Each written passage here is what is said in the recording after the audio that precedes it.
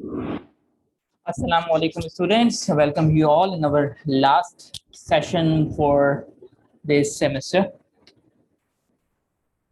बहुत तेजी से हमें स्टूडेंट्स ज्वाइन कर रहे हैं, जैसे मेजॉरिटी हमें ज्वाइन कर लेती है हम फौरन से ही सेशन का बाकायदा आगाज करेंगे। आज के सेशन में या इस क्लोजिंग सेशन में हमें क्या करना है और किस तरीके से करना है वो सब अभी बात होगी। I will not wait more than few seconds और इसके बाद सेशन को प्रॉपर तरीके से स्टार्ट करते हैं।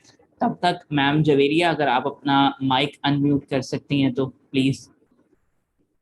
अस्सलाम वालेकुम सर। वालेकुम अस्सलाम। बच्चे मुझे अटेंडेंस की चीज़ चाहिए होगी, अगर आज मुझे दे सकें। इनके अगर इनके पास अभी मौजूद नहीं है तो सुबह की जो अटेंडेंस अगर आप मुझे वो भी दे देती हैं तो I will consider that as well.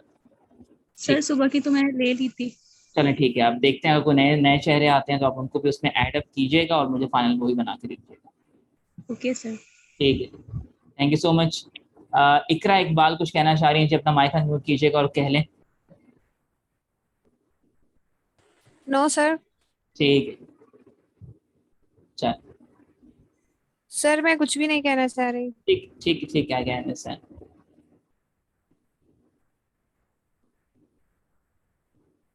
अच्छा जी, आपका एक चैट में मैसेज छुटा हुआ था, ठीक है। अच्छा बच्चों, आज के सेशन के अंदर जो हमने चीज़ें करनी है उसे जल्दी से रिपीट करते हैं कि आज के सेशन में बेसिकली हमें क्या क्या देखना है। अभी क्लोजिंग सेशन है, ये इस सेमेस्टर का इंशाल्लाह आपके साथ मेरा आखिरी सेशन होगा और पेपर के हवाले से प्रॉपर चीज़ें डिस्कस होंगी कि एक्चुअली पेपर में क्या क्या चीज़ें आने वाली हैं और आपको उसको तैयार करने के लिए किन किन चीज़ों को अच्छे तरीके से तैयार रखना है। जैसे मैंने आपको बात बताई थी कि हमारा पेपर है वो थ्रू आउट एक कॉन्सेप्चुअल पेपर है। उस पेपर को सॉल्व करने के लिए रट्टा आपको कहीं काम नहीं आएगा, क्योंकि मेरी बेहद इम्कान यही कोशिश थी कि वो स्टूडेंट जिन्होंने कॉन्सेप्ट बिल्डिंग पे टाइम लगाया है और एफर्ट किए उनके मार्क्स दूसरे स्टूडेंट्स के मुकाबले में थोड़े डिफरेंट दिखें। तो इसके लिए पेपर कुछ इस तरीके से डिज़ाइन किया गया है ताकि आप लोगों की जो मेहनत करने वाले हैं उनके मार्क्स दूसरों से थोड़े से मुख्तलिफ आएँ। ठीक, ये हमारे पास स्लाइड मौजूद है और मैंने आपको एक चैप्टर पढ़ने के लिए ये दिया था और आज का सेशन शाम में अलग से रखने की वजह से तो सिर्फ ये थी कि जब मैं आपसे कोई बात डिस्कस कर रहा हूँ तो एटलीस्ट आपके पास वो रिवीजन की शक्ल में चीज़ मौजूद हो ताकि मैं जो बात कर रहा हूँ फ़ौरन से कनेक्ट कर पाएँ। सुबह जो 2 सेशन मैंने लिए थे, 2 सेशन लेते हुए मुझे ये अंदाज़ा हो गया था कि शायद you guys are not up to the mark, आपको चीज़ें रिवाइज करने की ज़रूरत है और जिस पेज से मैं लेके जा रहा हूँ उस पेज में ज़रूरी है कि आप सबका रिवीजन हो चुका हो। तो दैट्स वाई मैंने आपको एक टाइम दिया कि आप इस वक्त आएँ और तब तक रिवीजन कर लीजिएगा। मैंने आपको एक चैप्टर रिवाइज करने के लिए दिया था, उस चैप्टर को देख लेते हैं कि उस चैप्टर में क्या था। मैंने आपको फाउंडेशन ऑफ कंट्रोलिंग कहा था, मैं उसको सर्च कर रहा हूँ।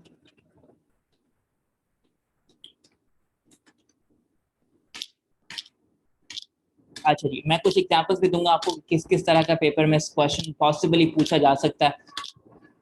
ठीक है, अच्छा एक बात और मेक श्योर कर दीजिएगा, मैं पेपर एग्जैक्ट आपको नहीं बता सकता बट पेपर को मैं आपको चखा जरूर सकता हूँ कि बेसिकली पेपर में किस तरह का सवाल आ सकते हैं। मैं आपको सिर्फ एक आइडिया दे सकता हूँ ताकि अगर आप अपनी प्रिपरेशन के लिए बैठे तो आप किस अप्रोच से उस पेपर को तैयार करेंगे वो आपको काफ़ी हेल्प आउट करेगा। फाउंडेशन ऑफ कंट्रोलिंग, ये हमारा एक लास्ट एरिया था जो रह गया था सुबह, इसको हम आज करेंगे अभी फाउंडेशन ऑफ कंट्रोलिंग। और उससे पहले एक चीज़ और बता दूँ, वो स्टूडेंट्स जो प्रेजेंटेशन जिनकी बाकी है उनकी प्रेजेंटेशन भी अभी मैं ले रहा हूँ थोड़ी देर में, और जिनका मुझे कुछ मैसेजेस आ रहे हैं कि लाइट का एक इशू है जो कि लाइट जाने वाली है। अगर इस तरह का कोई प्रॉब्लम है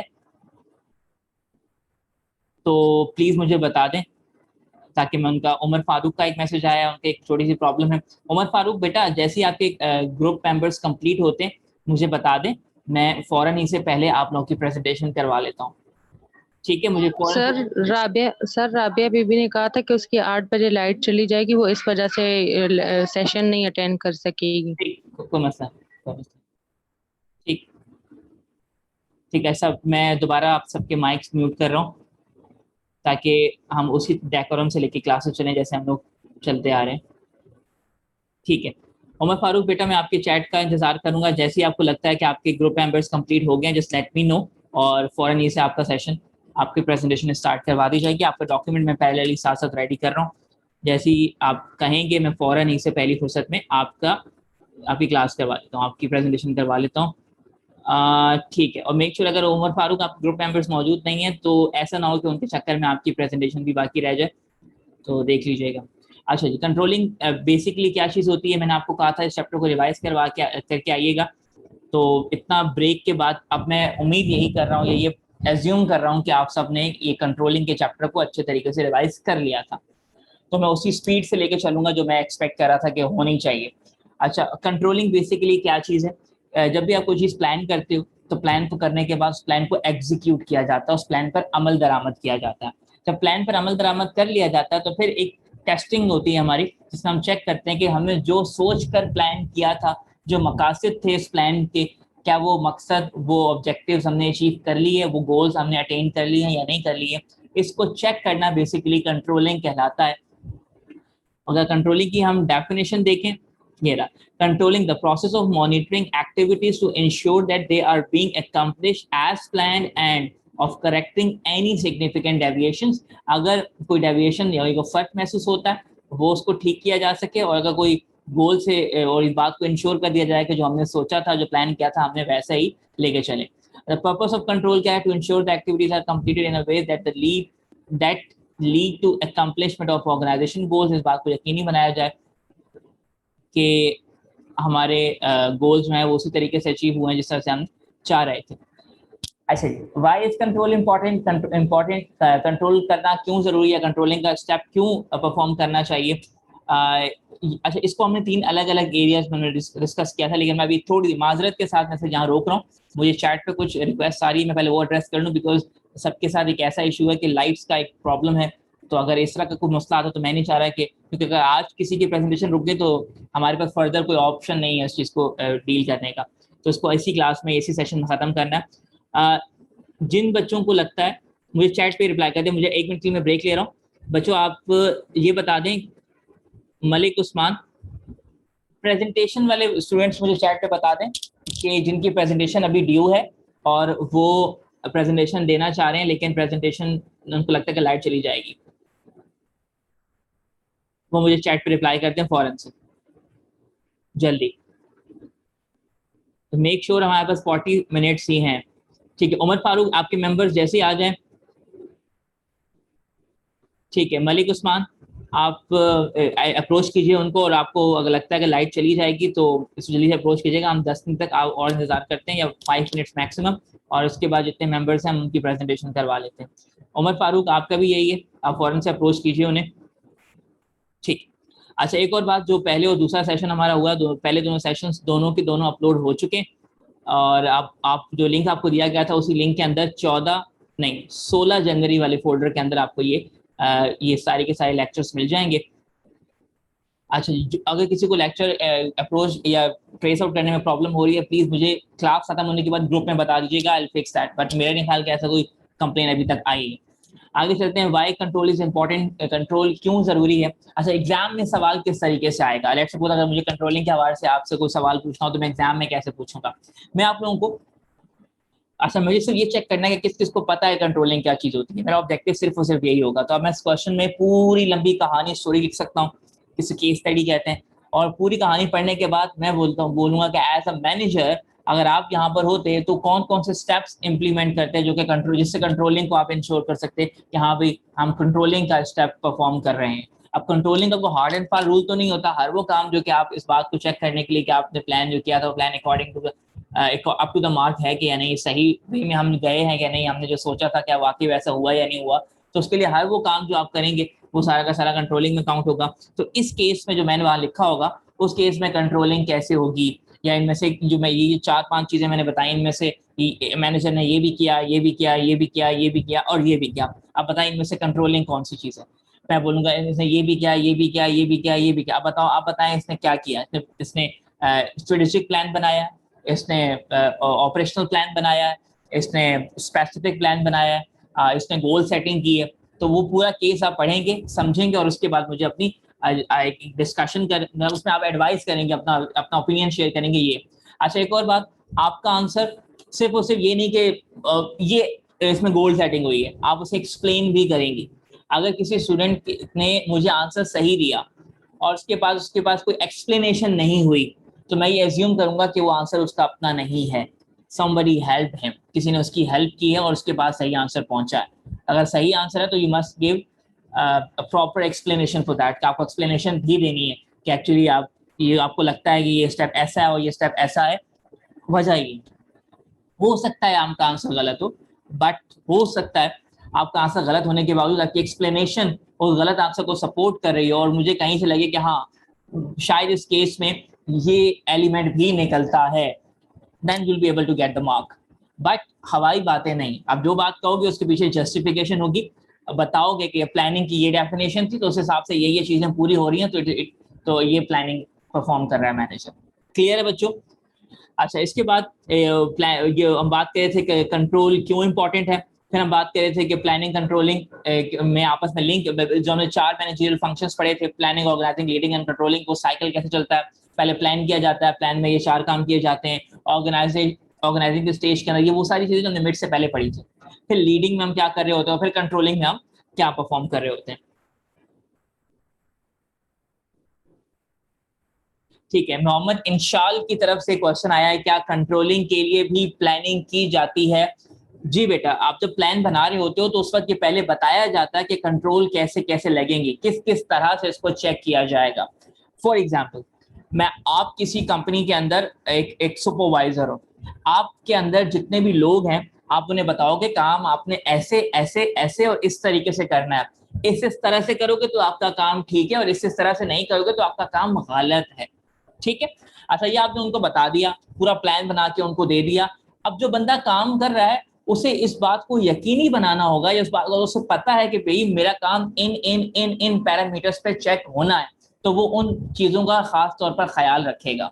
तो इसीलिए कंट्रोलिंग कैसे होगी प्लान बनाते हुए डिसाइड किया जाता है, और जो स्टेक होल्डर्स होते हैं जो प्लान को इम्प्लीमेंट करने में हमारी हेल्प करने वाले हैं, उन सबको भी ये बात बताई जाती है कि एक्चुअली आपकी परफॉर्मेंस इस तरह से इवैल्यूएट की जाएगी, आपके काम को इस तरह से चेक किया जाएगा ताकि उन चीजों का वो ख्याल रख सके।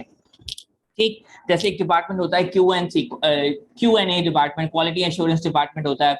क्वालिटी एश्योरेंस डिपार्टमेंट जो होता है वो इस बात को श्योर करता है कि जो क्वालिटी है हमारी प्रोडक्ट की वो एक जैसी रहे और क्वालिटी कहीं भी कॉम्प्रोमाइज ना हो, डिग्रेड ना हो रही हो। अब जो लोग वहां पे काम कर रहे हैं उन सबको पता होता है कि जो क्वालिटी कंट्रोल डिपार्टमेंट है, QC डिपार्टमेंट, वो बेसिकली हमारा काम किस तरह से चेक करेगा, क्या क्या चीजें वो देखता है, ताकि वो उन सब चीजों का ख्याल रख सकें। तो कंट्रोलिंग में क्या क्या चेक किया जाएगा, प्लानिंग करते हुए ये चीजें डिसाइड कर ली जाती हैं कि क्या क्या चीजें चेक होंगी ताकि उन चीजों का ख्याल रखें। ठीक, अच्छा फॉर एग्जाम्पल मैं आपको एग्जाम्पल और देता हूँ। आप भी सब एक पेपर लिखोगे जो मेरे क्वेश्चन के जवाब की सूरत में होगा। मुझे पेपर सबमिट करवाने से पहले, अच्छा पेपर आपने लिखा, चेक कैसे करना है, मुझे ये डिसाइड करना है कि आपका लिखा हुआ कंटेंट पर आपको नंबर मिलने चाहिए, वो कंटेंट ठीक है या नहीं, डिसाइड कौन करेगा, मैं। लेकिन फिर भी मुझे सबमिट करवाने से पहले आप 1 दफा पेपर या 2 दफा पेपर लाजमी पढ़ते हो, चेक करते हो, क्योंकि आपको पता है कि सर ने क्या क्या चीजें देखनी है, क्या मेरा पेपर वैसा है कि नहीं। तो आप खुद भी एक कंट्रोलिंग का स्टेप परफॉर्म कर रहे होते हैं पेपर सबमिशन से पहले। तो जब एम्प्लॉइज लेवल पे बात जा रही होती है, जो बंदा प्लान को इम्प्लीमेंट कर रहा होता है उसे पता होता है कि मुझे क्या क्या चीजें चेक करनी होती हैं। तो एक माइनर लेवल की कंट्रोलिंग स्टेज तब भी आती है जब आप प्रोडक्ट को सबमिट कर रहे होते हो, या प्रोडक्ट को आगे पैकेजिंग के लिए भिजवा रहे होते हो, या फिर कोई रिपोर्ट है तो उसे ईमेल करने से पहले आप एक दफा चेक खुद से भी कर ले होते हो। ये भी एक माइनर स्टेज होती है कंट्रोलिंग की, और ये उसी वक्त डिसाइड हो जाता है जब आप कोई चीज प्लान करते हो, तो उसी वक्त ये डिसाइड हो जाता है कि एक्चुअली क्या क्या चीजें हमें इस चीज में देखनी है।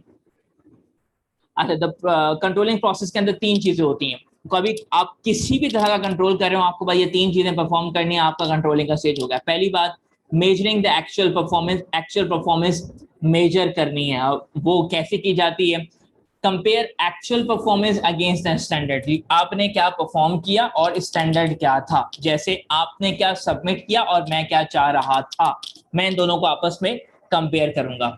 मैं चाह रहा था कि आप डिस्कशन करें, आप अपनी हर बात का सबूत दें, और आपने सिर्फ लिख दिया क्या यहाँ पर ये है, यहाँ पे ये है, यहाँ पे ये है। तो अब जब मैं आपकी एक्चुअल परफॉर्मेंस और स्टैंडर्ड को मैच करूंगा, तो अगर वो मैच नहीं हो रहे तो इसका मतलब ये है कि आप कहीं पर लैग कर रहे हो।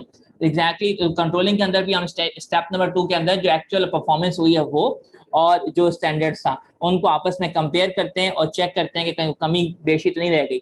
अगर कमी रह गई है तो इट मीन्स हमें चीज़ों को बेहतर करने की ज़रूरत है, या प्लान में गलती है या प्लान की परफॉर्मेंस या एग्जीक्यूशन में गलती हुई है। Number 3, taking action to correct the deviations और inadequate standards। तीसरे स्टेज में हम जाके चेक वो तमाम एक्शंस लेते हैं जो कि डेविएशन या फर्क या खराबियों को ठीक करने के लिए हो। लेकिन याद रखिएगा तीसरा जो स्टेप है ये ऑप्शनल है, खराबी निकलेगी तो ठीक किया जाएगा, खराबी नहीं है तो चीज को आगे बढ़ा दिया जाएगा। ठीक है, यही वो 4 चीजें हैं, 4 स्टेज, 1 2 3 स्टेप्स हैं जो कि आप परफॉर्म करोगे, वही डायग्राम फॉर्म के अंदर होंगी। अच्छा, उमर फारूक और मलिक उसामा शायद, प्लीज बच्चों मुझे बता दें कि ग्रुप मेंबर से इकट्ठे हुए या नहीं।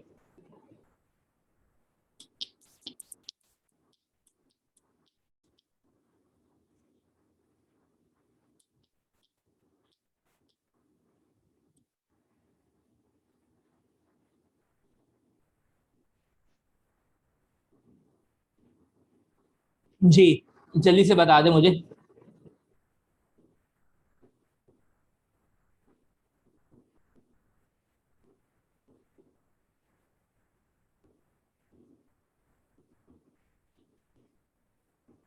मोहम्मद,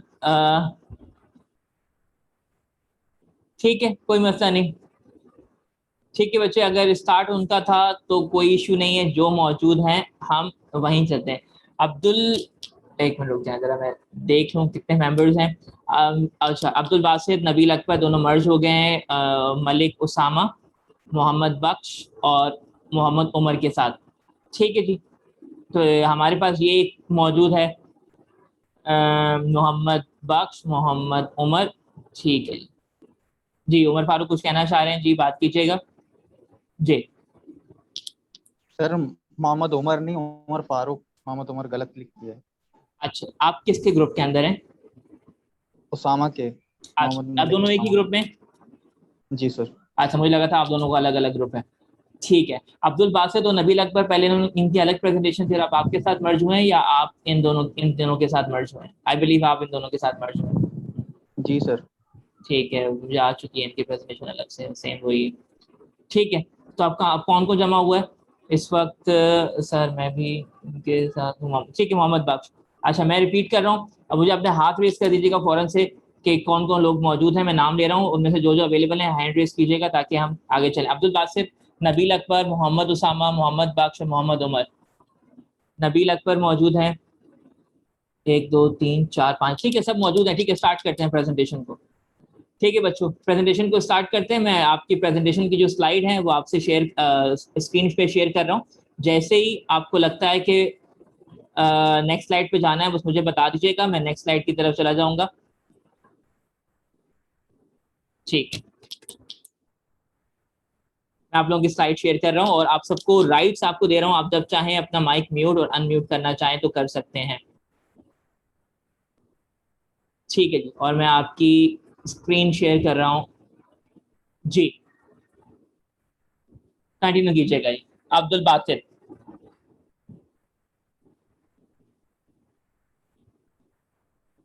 जी अब्दुल बासित। सर अब्दुल बासित ऑफलाइन है। ठीक है, नबील अकबर। जी सर। जी चलें, नबील अकबर अपना मुझे बताइएगा स्लाइड, जिस स्लाइड पे आपको रुकना है मुझे बताइएगा, मैं स्लाइड चेंज कर रहा हूँ। सर हमारा पहला स्लाइड जो है, पहला वाला प्लानिंग। ठीक है, कंटिन्यू करें आप, अब अपना पार्ट बताइएगा।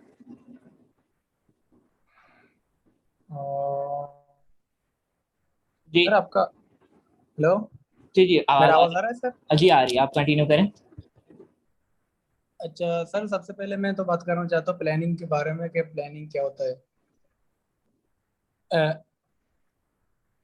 प्लानिंग सर एक थिंकिंग है, एक सोच है जो हमने अपने गोल्स को, अपने ऑब्जेक्ट को एडवांस में हम सोचते हैं कि हमें कैसे अचीव हासिल करना है। तो हमारे गोल क्या है, कब कैसे करना है और क्यों करना है, और इसकी वजह क्या है। जो हमारे गोल है, ऑब्जेक्टिव, उनके बारे में सोचते हैं किस तरीके से हम अपने गोल को अचीव कर सकते हैं, गोल को अचीव करने के लिए एक्टिविटी करते हैं, थिंकिंग करते हैं, इसे प्लानिंग कहते हैं। आगे चलें, बताइए। और अगली स्लाइड पे जाऊं मैं? जी सर। अगली स्लाइड पे जाऊं? Yes sir. जी। सर प्लानिंग के दो टाइप्स हैं, एक है इनफॉर्मल प्लानिंग और एक फॉर्मल प्लानिंग। इनफॉर्मल प्लानिंग होता है कि इनफॉर्मल प्लानिंग एक ऐसा प्लानिंग होती है जो कि हम रिटन फॉर्म में नहीं होता है, लेकिन मैनेजर के जहन में तस्वर किया जाता है कि इनफॉर्मल प्लानिंग में टाइम कम होता है, तो इसकी वजह से इसमें एक्शन भी कम होता है, तो इस वजह से ऑर्गेनाइजेशन अपने गोल को हासिल करने में नाकाम रहता है। और सर ओके। फॉर्मल प्लानिंग होता है, फॉर्मल एक ऐसी प्लानिंग होती है जो एक खास मकसद और ऑब्जेक्ट को डिफाइन करता है, और इस तरीके का बयान किए जाते हैं कि और ये रिटन फॉर्म में भी होता है, जिसमें गोल और टाइम मेंशन होते हैं कि हमें ठीक अपना है, कौन सा गोल और आगे चलें। किस टाइम हासिल करना है। तो कोई भी ऑर्गेनाइजेशन अपने टाइम के मुताबिक अपना गोल हासिल करता है। आगे चलें जी। Yes sir. नेक्स्ट सर इतना ही सर, थैंक यू। ठीक है, चलें जी। नेक्स्ट मेंबर कौन है? उमर फारूक। उमर फारूक, यहाँ से पार्ट लीजिएगा अपना। सर मेरा डेवलपिंग प्लान है। ठीक है, ये किसका है? ये सर इसका तो मुझे नहीं पता, मालिक उसामा को पता होगा। ठीक है, चलिए आगे चलते हैं। अब मैं स्लाइड्स देख रहा हूँ, चेंज कर रहा हूँ, जिसकी स्लाइड पहले आ गई यहाँ से टेकअप कर लीजिएगा, अगर ये किसी का पार्ट नहीं है तो। जी ठीक है सर।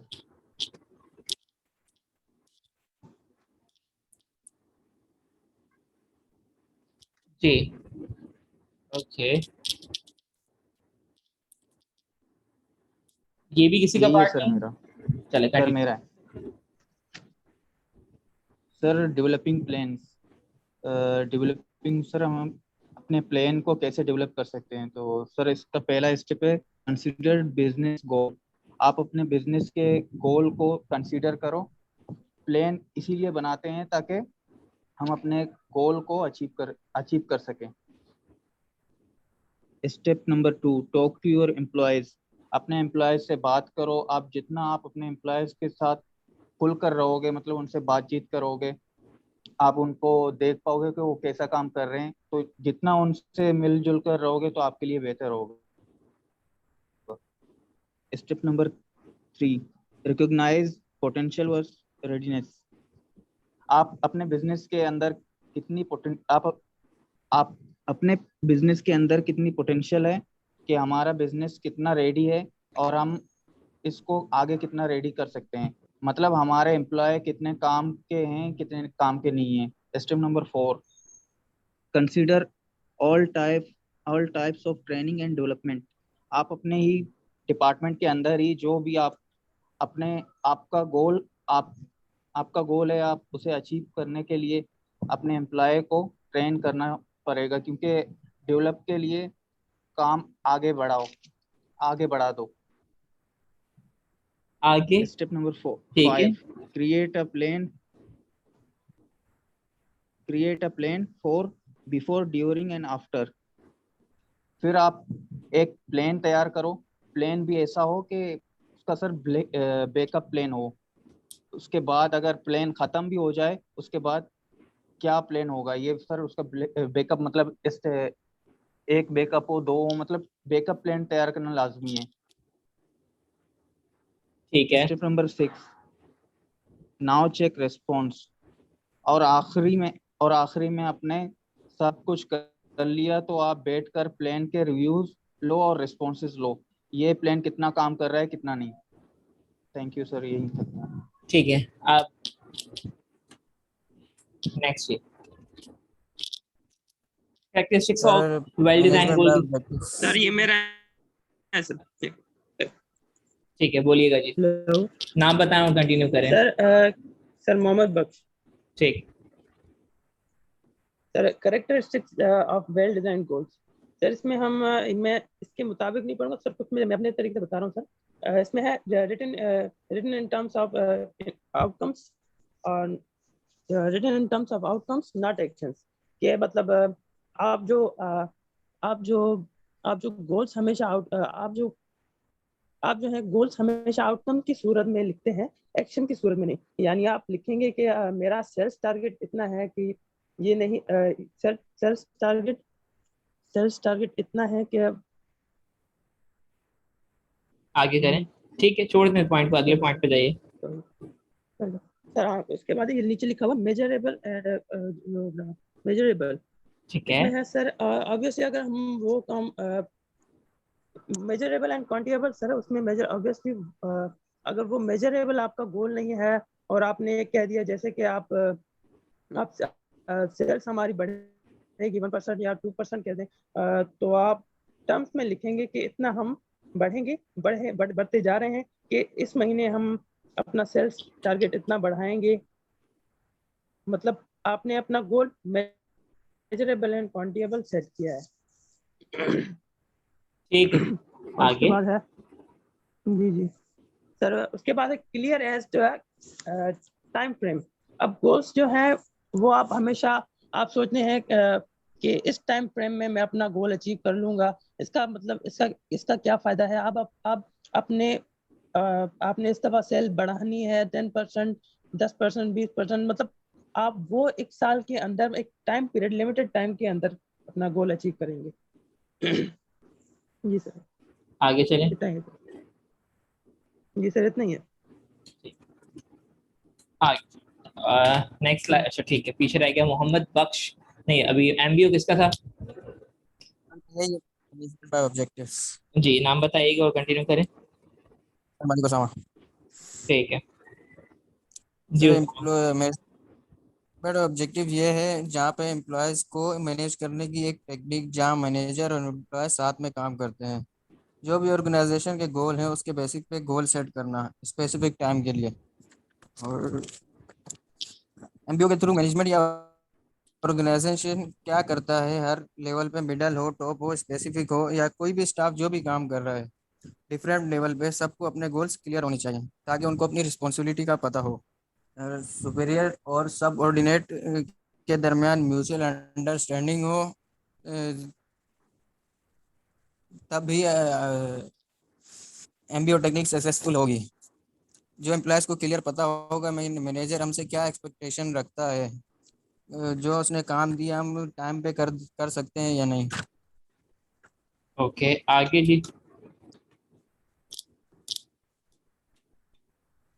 जी, आगे कुछ?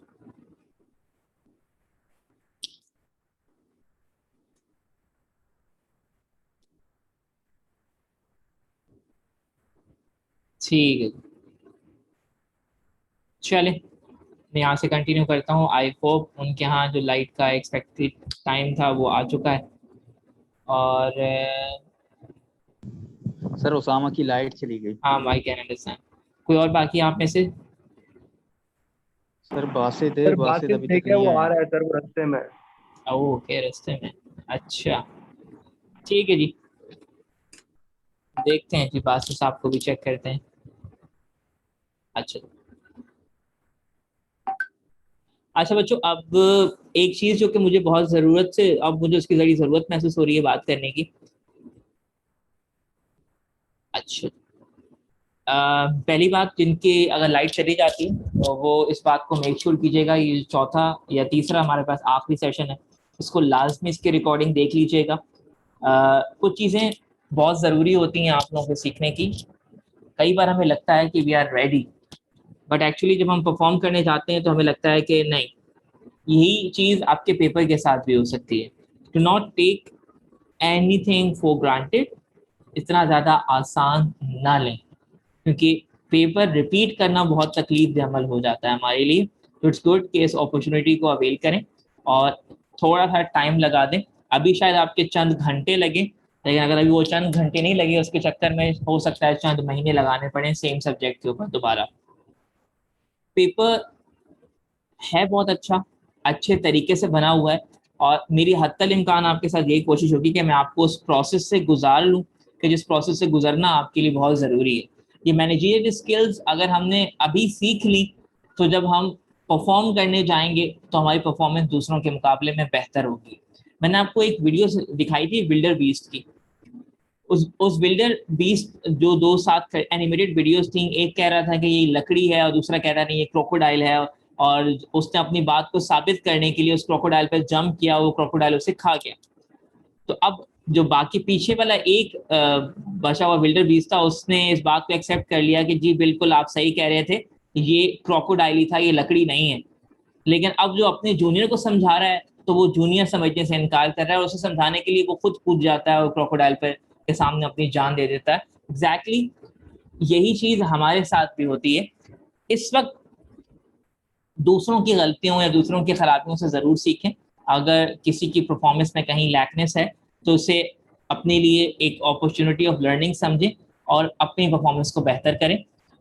मेरी बहुत सारी प्रेजेंटेशंस हुई हैं आपके साथ, दिस इज समथिंग जिससे मैं बिल्कुल भी हैप्पी नहीं हूँ प्रेजेंटेशन की। प्रेजेंटर्स भी तैयार नहीं थे, ना ही कंटेंट पे ग्रिप थी, इवन वो स्लाइड भी प्रेजेंट की गई जो कि हमारे कोर्स में नहीं है, ना ही मैंने आपसे डिस्कस की है उस तरह की कोई चीज़। But still let it be, आगे चलते हैं। कंट्रोलिंग के प्रोसेस को देखना बहुत ज़रूरी है। मैं फिर बताऊंगा पेपर पर्सपेक्टिव से कि पेपर को सिर्फ पास नहीं करना बेटा, ये स्किल सीखनी है, और स्किल तभी आएगी जब आप चीज़ों को गौर से समझेंगे। अब मैं आपकी हेल्प क्या कर सकता हूँ इस पूरे प्रोसेस में? मैं हेल्प ये कर सकता हूँ कि मुझे जो क्विज आपसे अभी थोड़ी देर बाद लेना था कंट्रोलिंग के चैप्टर के ऊपर, वो मैं आपसे अभी नहीं लेता। मैं इसके अनाउंसमेंट ग्रुप में भी कर दूंगा। ये क्विज मैं आपसे लूंगा सुबह, ठीक? अच्छे तरीके से कंट्रोलिंग के चैप्टर को तैयार करें और सुबह क्विज अटेम्प्ट करें, और इससे आपको तैयारी का मौका भी मिल जाएगा और आपका क्विज भी बेहतर हो जाएगा।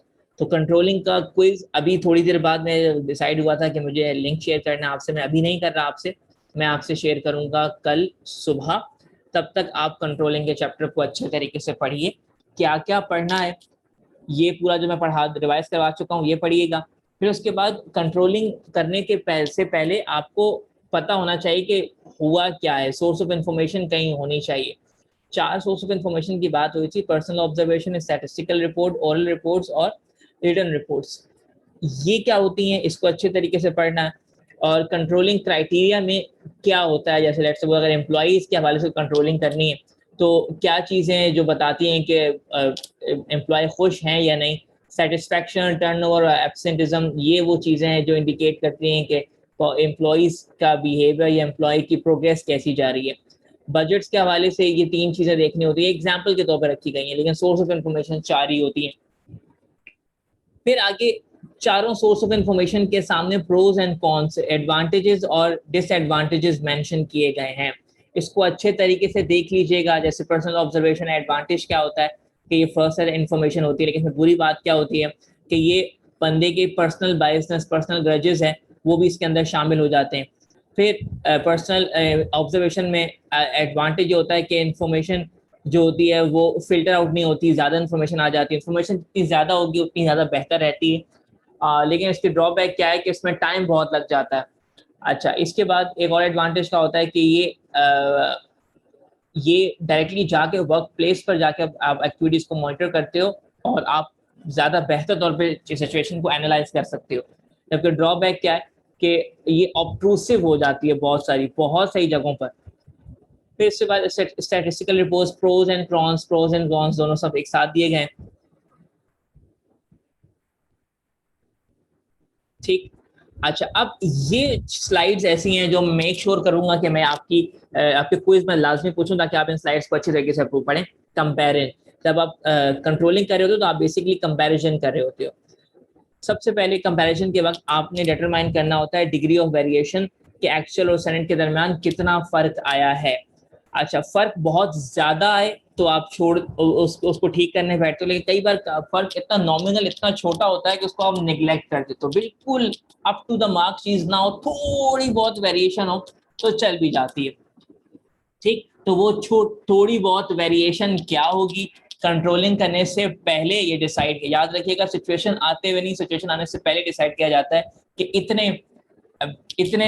इतना मार्जिन, इतना स्टैंडर्ड से ऊपर, उतना स्टैंडर्ड से नीचे एक्सेप्टेबिलिटी के अंदर फॉल करेगा। जैसे ये देखें यहाँ पे स्टैंडर्ड देखें डायग्राम के अंदर जो बीच वाली एक लाइन गिवन है, ये स्टैंडर्ड गिवन है कि चीज ऐसे होनी चाहिए थी, लेकिन जो पहले T1 T देखिएगा यहाँ पर आपकी परफॉर्मेंस यहाँ फॉल की, स्टैंडर्ड से नीचे चले गए, बट नीचे देखिएगा एक्सेप्टेंस का जो लोअर लिमिट था उसके अंदर ही है, और T+1 में मतलब अगली टाइम में वो अगला दिन हो सकता है, अगला साल हो सकता है, अगला महीना हो सकता है, आपकी परफॉर्मेंस जो थी स्टैंडर्ड था ये, और इस बार आप ऊपर चले गए, बट ऊपर चले गए लेकिन बहुत दूर नहीं हुए स्टैंडर्ड से, तो फिर भी ये चीज एक्सेप्ट कर दी गई।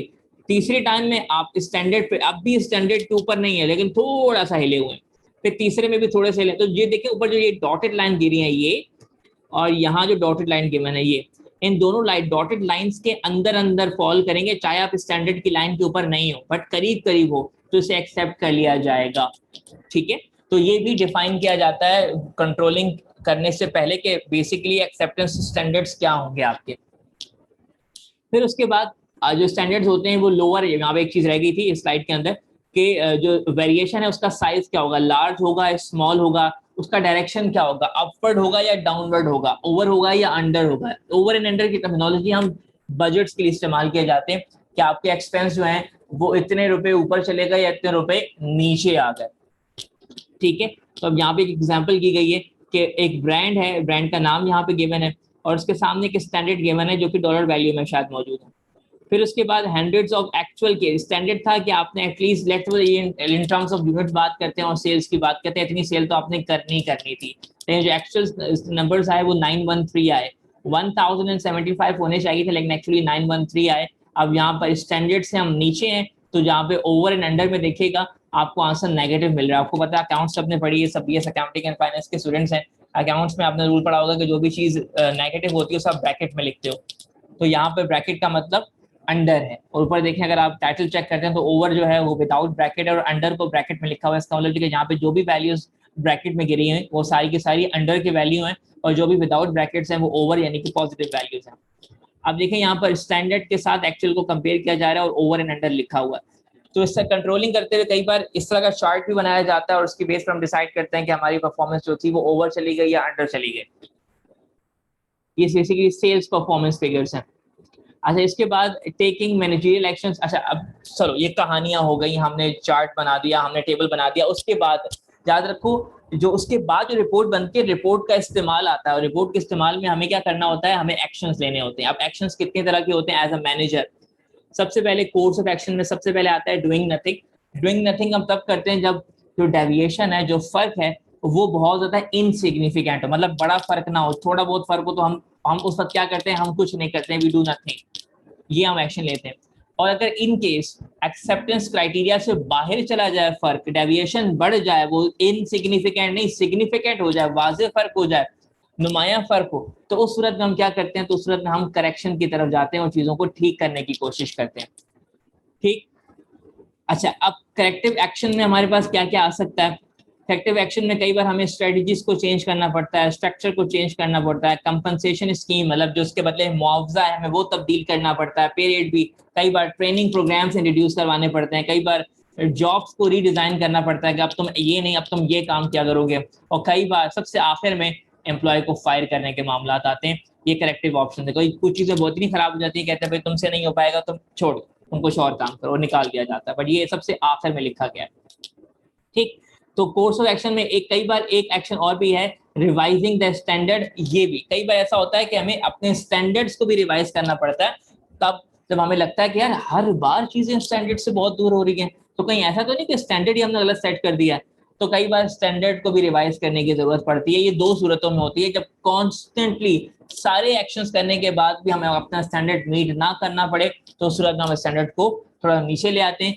या फिर दूसरी सूरत होती है स्टैंडर्ड को चेंज करने की, तब जब एम्प्लॉय अपने स्टैंडर्ड्स को शुरू के 10 दिन 15 दिन के अंदर ही मीट कर लेते हैं अपने टारगेट्स को, तो उस सूरत में भी टारगेट्स को रिवाइज करते हैं और टारगेट को थोड़ा सा अपर देते हैं, ऊंचे टारगेट देते हैं, ऊंचे स्टैंडर्ड्स देते हैं, ताकि लोग और एफर्ट करें, क्योंकि लोगों का पोटेंशियल ज्यादा और टारगेट्स हमने कम दे दिए।